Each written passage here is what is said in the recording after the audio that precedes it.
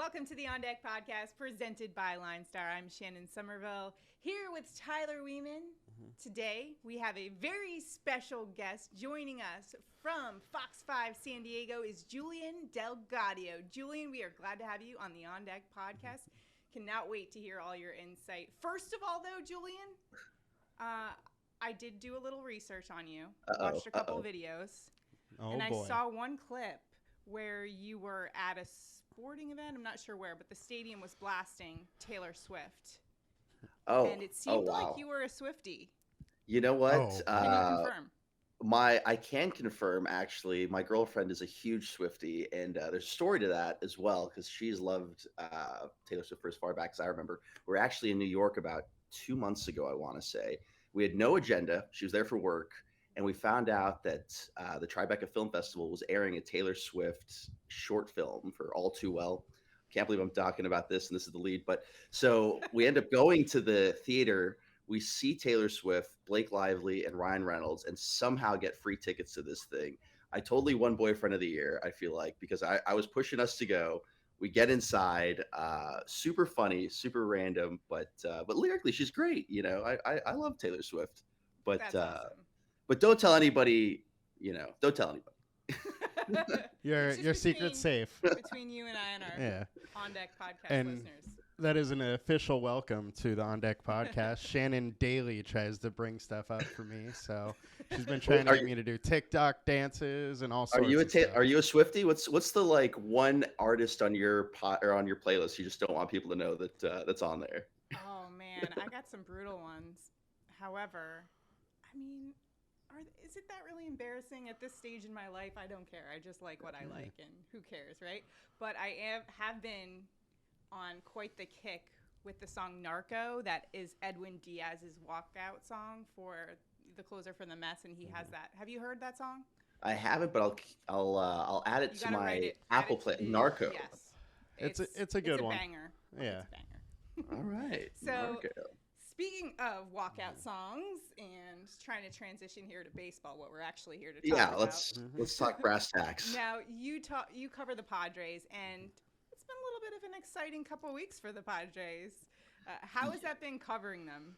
You know, I would say it's been the most exhausting and fulfilling 2 weeks. I think the trade deadline, I think we all knew that the Padres were going to make a move. And I think that this move kind of stretched from the last trade line that they had where they lost out on Max Scherzer. There were reports coming in that he was coming to the Padres. You know, big names were reporting that. People were tweeting out photos of Scherzer in a Padres uniform. Clearly went to the Dodgers, and clearly he disappeared in the playoffs for the Dodgers last year. But that's neither here nor there. Thankfully. Yeah, for some. But so you kind of flash forward a year later, you know, they're talking to the Nationals, and A.J. Preller said this himself, you know, the second he heard Juan Soto was available, he was on the phone with Washington trying to figure out what kind of deal can be made, what pieces will he have to offer, what prospects, and ultimately the chips fell as they did. Juan Soto is a Padre. I still can't believe it. And actually, I think something I was hoping to talk to you guys about is the human element of adding a superstar like Juan Soto to a clubhouse where, you know, Tatis has kind of always been the guy, if you think about it, right? Like 14 years, $340 million contract. Soto was offered 1 year more than that and $100 million more than that financially, which would have been the richest contract in Major League Baseball history. And he tells Washington essentially to take a hike. So you get a guy with an ego, or not even an ego, but somebody who turned that amount of money down, and you blend him in with Tatis, who's young and up and coming. They're all 23 years old. Like, how does that human element play in? Tatis is clearly injured, but, you know, is that motivating him to come back sooner? What were the Padres going to allow? But it just shakes up the entire organization, and I'm here for all of it. Yeah, it's an interesting point. One of the things I wanted to talk to you about is how the clubhouse is gelling. When you have, you know, old guard leaving, new guard coming in, and like you said, Juan Soto being such a superstar, the team coming together and gelling is a really important thing. We've seen like the Dodgers, they have great chemistry. How is that going on in San Diego?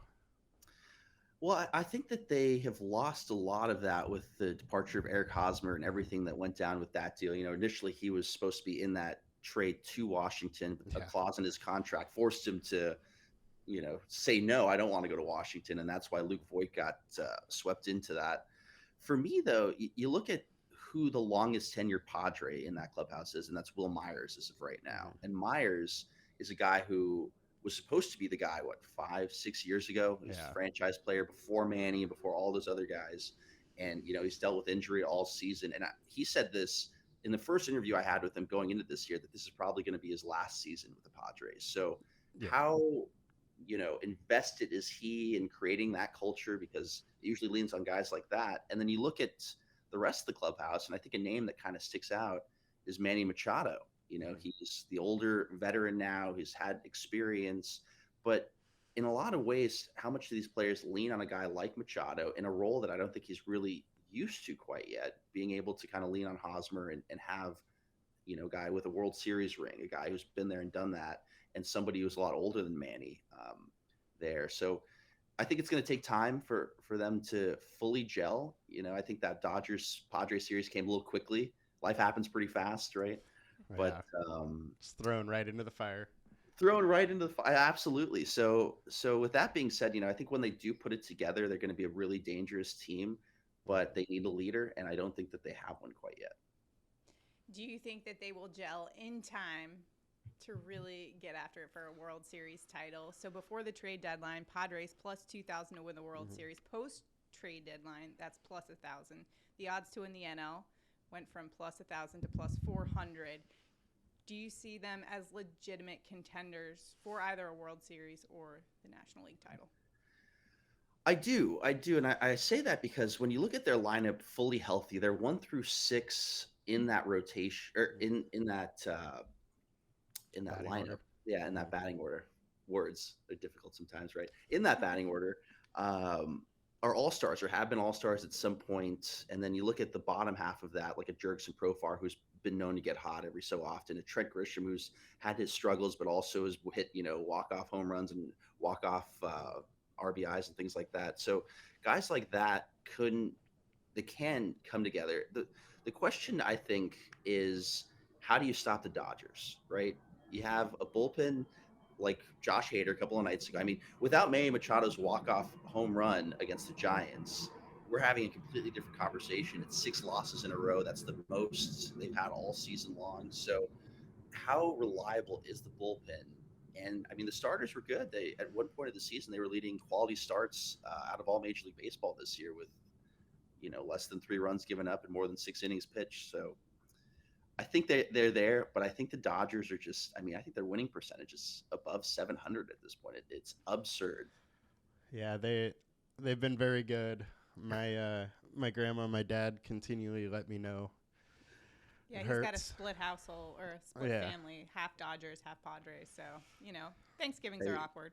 Half good guys, half bad guys.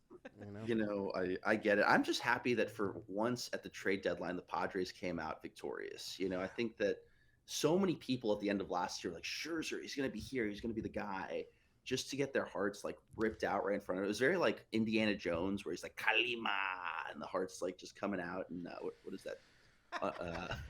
Not Raiders of the Lost Ark. I know exactly what you're talking about. Temple of Doom. Temple of Doom. Yeah. There we go.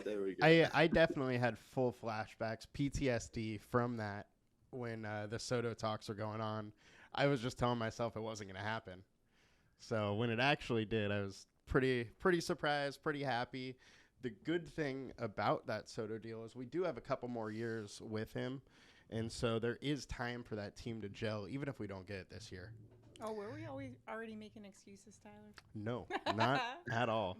Your Yankees are going down, that's for sure. Julian, I'm a Yankees fan, so. Oh, I'm so sorry. We've lost 7 of the last 8. It's been a rough little stretch here. Wow. Yeah. Well, I actually think Joey Gallo trade. Well, Gallo finally did something with the Dodgers last night, which is kind of surprising. Mm-hmm. But yeah. What other teams are you looking at for maybe a World Series title other than Dodgers, Padres? I think a dark horse in the American League are the Blue Jays. I know they just had a little skid against the Reds, but I think they have the talent to get themselves there. They had, I think, the most All-Stars sent to the Midsummer Classic this past year. Vlad Guerrero Jr. is an absolute animal. I think that he has not necessarily blown up to the level of Tatis or Soto here in the States, but I think that, his dad's resume speaks for himself. And I think Vlad, he's so young and limitless, and he'd be great in California on one of those teams. But, Yeah. Anybody but the Astros, I think, is who I would go for. I think the Astros got to be the favorite right now from the AL. The trades that they made, they're looking pretty good, pretty tough. I don't like that. I know. I know you hate it. I got to be objective, and the Yankees are concerning me as of late.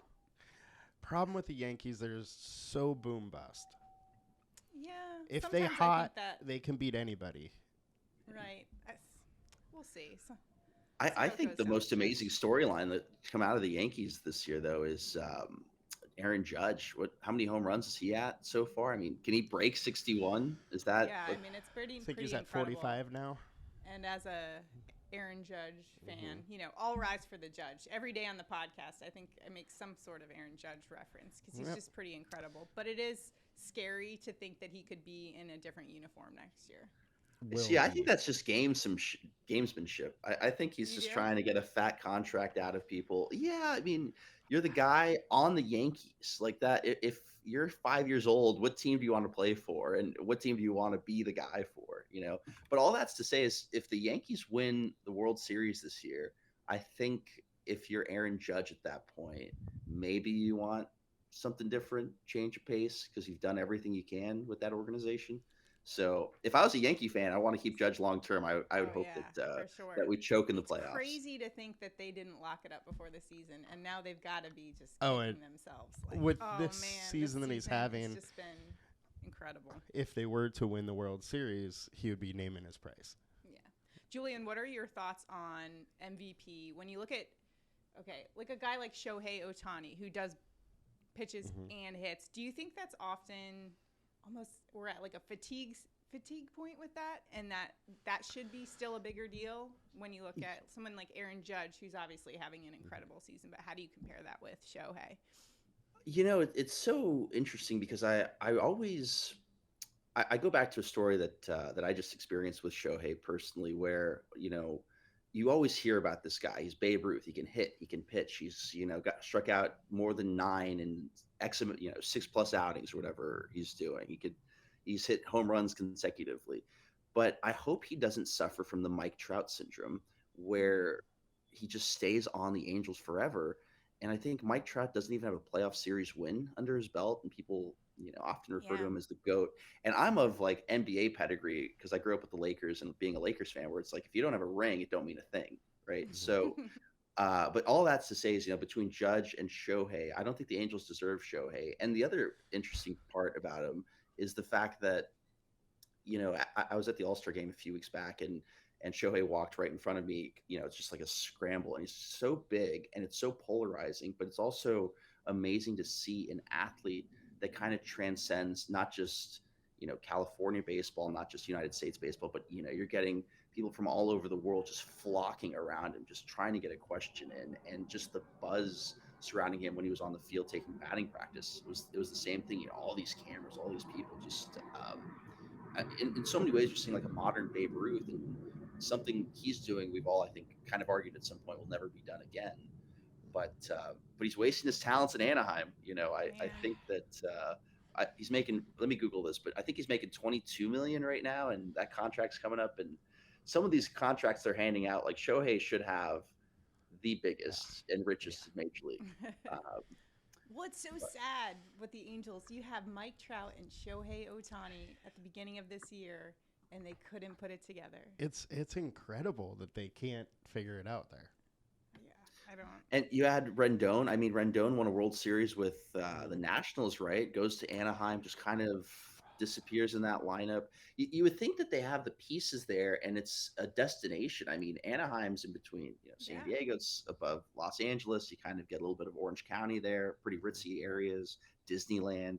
Why wouldn't you want to play where it's sunny and 73 most days? But yeah, I mean, they've had some bad luck. Rendon just can't stay healthy, but their farm system hasn't been producing. It's a scary situation for Anaheim. I don't think they can re-sign Shohei, because if they do, they're going to keep with the same team they have, and they've shown it doesn't work.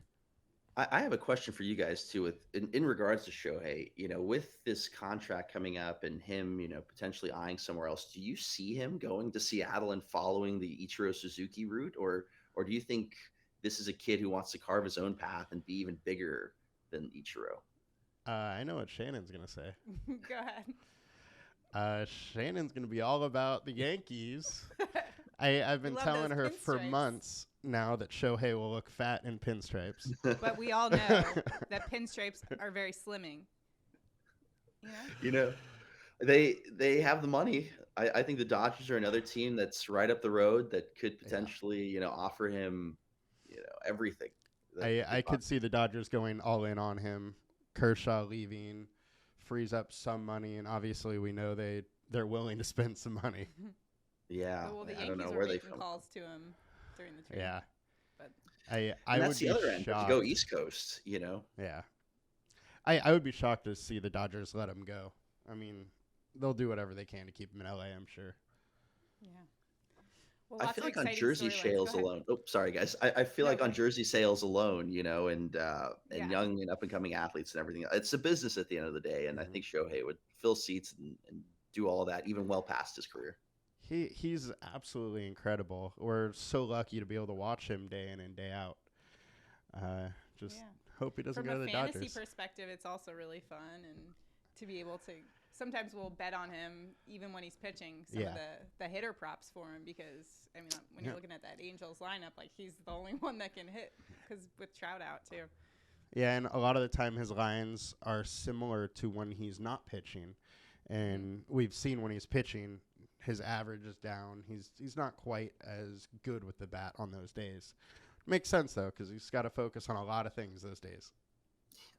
Yeah, no kidding, and for him to compete at such a high level and have success where, certain players in the minor league system are just trying to be good at one of those things, and he's essentially an all-star in both in the majors, it's video game stuff, It's unreal. He's doing things that Babe Ruth hasn't done. Yeah. All right, so we'll get to a few MLB storylines, Julian, and then we will do our home run calls. We'll kind of go around with that. So some storylines. The first one I want to start off with is kind of funny, and Julian, you can weigh in on it. Dusty Baker was out with COVID. The Astros game on Sunday in Cleveland aired on Peacock. So Baker just could not find a way to watch it in quarantine, so he opted for a Bob Marley documentary on Netflix instead. He said it was a pretty good afternoon and just followed the game on his phone. I like it. You guys, what do you think about that? I love Dusty Baker. Yeah. You know what? At the All-Star game a couple of weeks back, somebody asked him if he was ready to get booed by Dodger Stadium because, he's the Astros manager and everything else. And he's like, no, I'm a different coach. It's a different team, everything else. And if they're booing, well, oh well, or something like that. But he bought his entire staff suits for that game and everything else. And he just seems like a genuine guy. I've met him once a long time ago. I don't even remember like the situation that we were in or any of that stuff, but he's always been very wholesome. And this is a baseball dude through and through. He's not, if he misses a game, he's not going to lose sleep over it. Well, I can't, Bob Marley documentary. I'll have to find it on Netflix. I'm down. I'm down with the Bob Marley documentary.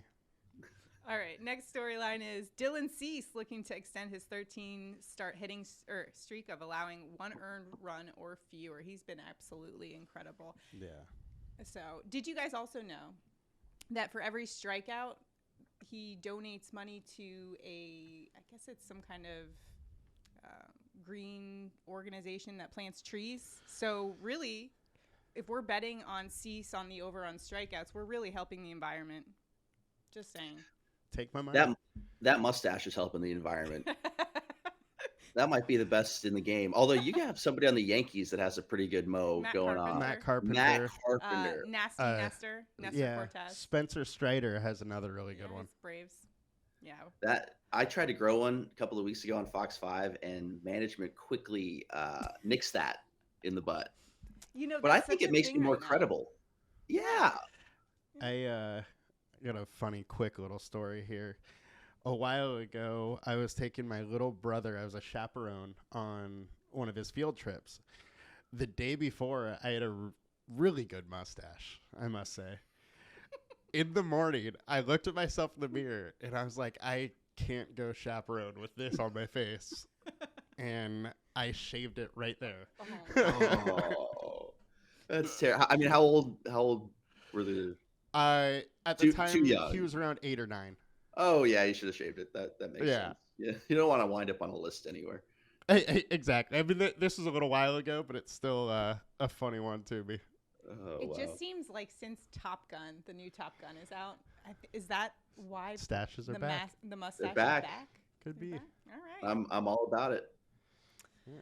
Now it's time for our home run calls of the day. You know what that means. Who's going yard today? And we're going to start things off with Julian Gaudio with his first home run call here on the On Deck podcast. So who's it going to be? Now we're picking from the night games, and we got a special one, Field of Dreams. Field of Dreams on Fox. Watch it on Fox 5 San Diego for those of you in town. Got to plug the brand. So thank you guys for letting me do that. But it's a Field of Dreams. Why not pick Kyle Farmer? The name rings a bell. He's got 20 doubles, 6 home runs, and 51 RBIs for the Reds. If you build it, Farmer will come. And I am assuming he's going to go yard tonight. Yeah, I think we're going to see some. I like it. Some baseball. There were a lot of home runs in that game last year. Yeah. All right, Tyler, where are you headed? You know, I knew everybody was going to go Field of Dreams game, so I wanted to get out of that, get a little different. I am going with Baltimore Orioles, Adley Rutschman. Winkowski has given up a lot of hard contact to lefty bats. With Rutschman, he has shown that he hits righties very well. Add in Boston's poor bullpen, and I'm thinking Baltimore is going to hit a couple home runs tonight with Adley hitting 1.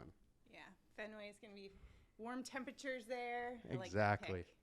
I am going to the Field of Dreams as well. I'm going Cubs Patrick Wisdom. He'll be going up against Cincinnati Reds lefty Nick Lodolo, who actually has the second highest home run per 9 rate among the pitchers on the slate for tonight. And he has much worse splits versus righty bats, 467 slugging percentage. And then on the other side of that, Wisdom, well, he just crushes the lefties, 525 slugging. And keep in mind, the league average slugging percentage is 397. So that's a difference of 128 points. Give me Patrick Wisdom sending one into the corn tonight. A wise pick. The wise pick for Wisdom. I like it. Yeah. All right, so those are our home run calls for today. Remember to follow us on Twitter and retweet LineStar app for your chance to win some money or a free LineStar subscription. So check that out, LineStar app on Twitter. Well, I want to thank our guest, Julian. Make sure you check him out, Fox 5 San Diego, at Julian Gaudio on Twitter. Thanks so much for joining us. Hope you had fun on the On Deck podcast. We'll have to get you on again. That was a lot of fun. Thanks for all that insight. Anytime. Thank you both. Yeah, appreciate it. All right, now it's time to take a look at our analysis for daily fantasy. But first, thanks to Julian for coming on. Yeah, it was fun. It was great. Insight. So we will get to some daily fantasy. Now we're just taking a look at the 2 games on the night slate for tonight. So we just have 2 games really to choose from. So there's not a whole lot of analysis given that, ownership is where it is. But let's go through some of the options for daily fantasy.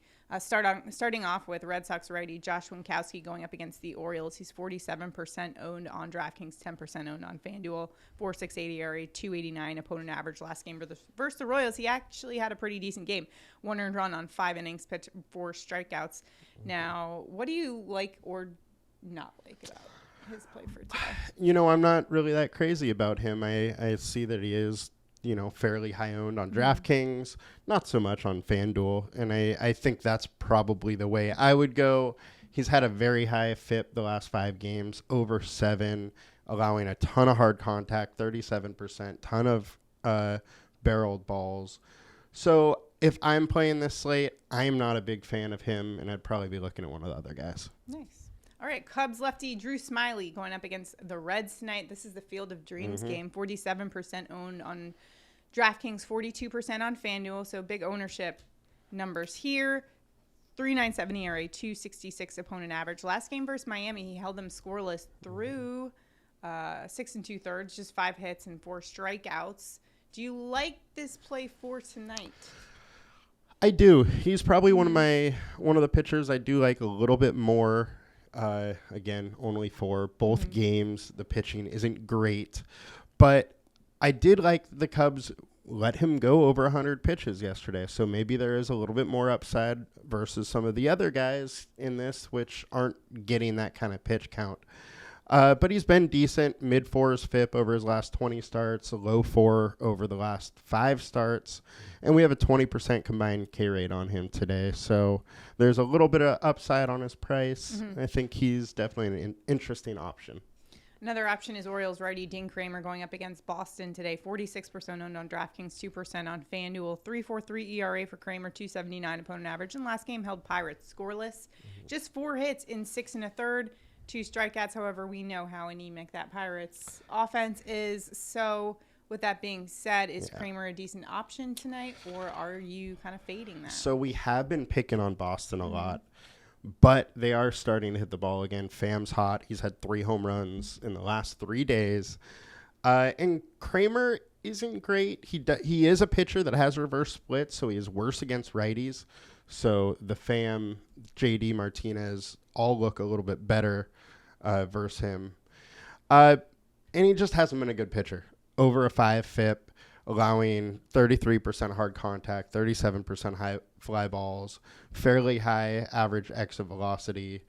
And the BVP numbers, Boston is only hitting 250 off him in 24 at-bats. So it is something that's kind of interesting. The combined K rate's 18%. Personally, I'm probably going with Smiley and Lodolo, though. So that being said, he's going up. Lodolo is going up against the Cubs. 45% ownership for DraftKings, 42% on FanDuel, 4.4 ERA, 2.79 opponent average last game. 3 earned runs, including 2 home runs against Milwaukee, just 4 strikeouts. What do you think? I think ownership on him will probably be a lot higher, probably more in the 60s on possibly on both.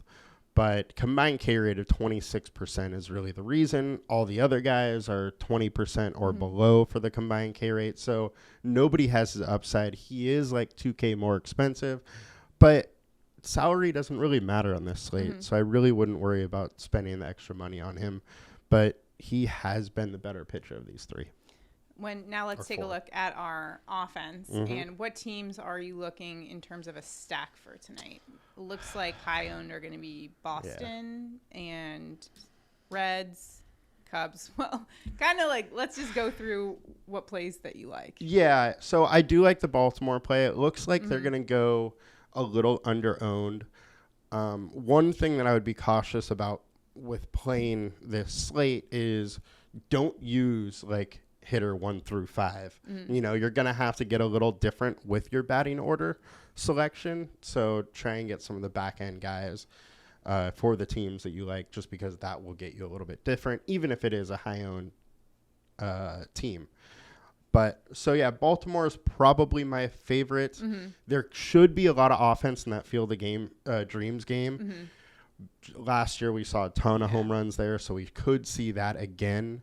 However, the Vegas total is higher on the Boston and Baltimore game. Interesting.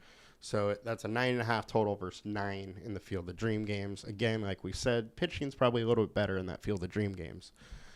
But so I do like Baltimore. Rutschman was my home run call.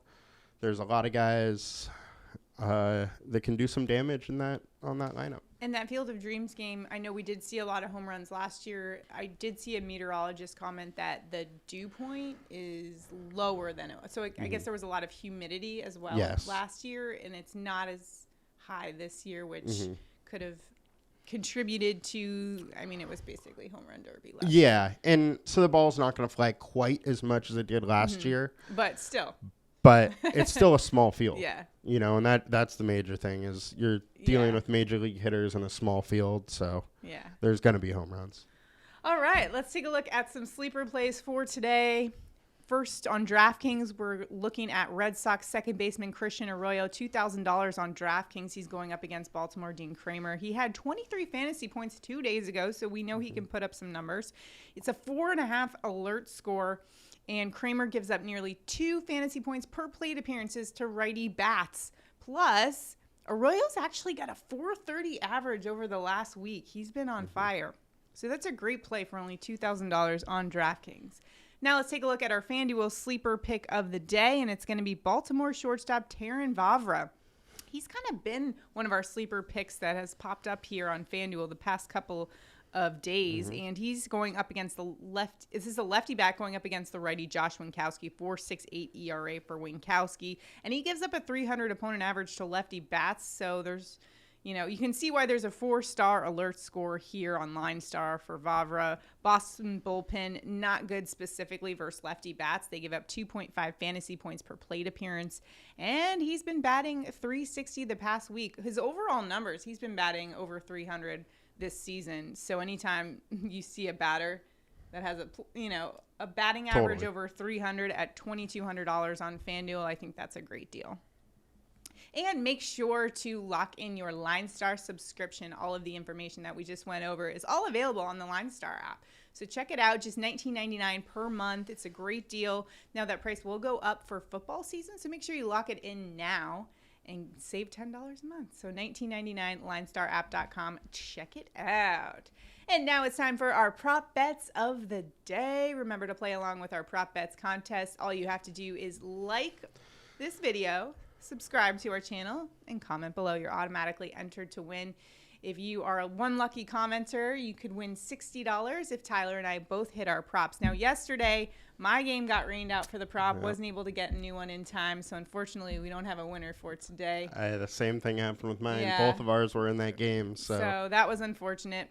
So we'll have to make it up for today. Yeah. So remember, our picks are available on the Underdog Sports app, which you should get as well. We have the link below. All you need to do is download that. New users who deposit at least $10 can get up to $100 matched. Use promo code LineStar, and you can get 3 free months of LineStar. So a great deal there.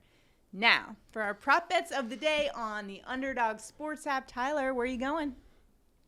I'm going with Boston Red Sox starting pitcher Josh Winkowski for under 3.5 strikeouts. He has only gone over that number once in the last 5 starts. Baltimore's been hot. They hit the ball well. They have a lot of good guys, and I think he's going to end up being under again today. Well, I went on Underdog and I found Patrick Wisdom, 0.5 hits. That is minus 130 on the sports book. So on Underdog, that means you're getting some pretty good value.